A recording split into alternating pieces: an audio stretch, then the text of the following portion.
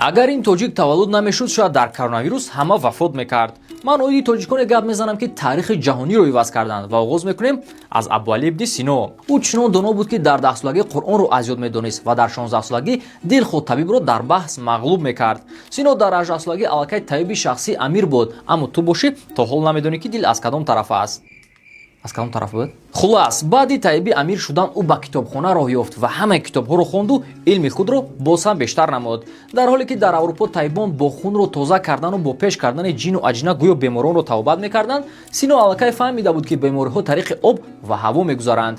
ӯ аввалин нафаре гардид ки карантинро пешниҳод кард то бемориҳо паҳн нашаванд. бале ана ҳамон карантине ки мо дар коронавирус риоя мекардем аввалин бор пешниҳоди Ибни Сино буд, вале баъдан ҷомеа дарк кард ки карантин чӣ қадар аҳамияти бузург дорад ва миллионҳо нафарро аз марг наҷот дода метавонад.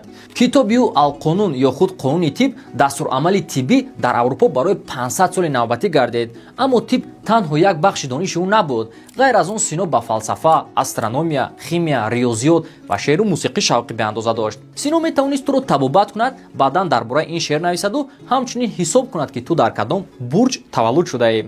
Акнун ту худ медонӣ ки Ибни Сино кӣ буд.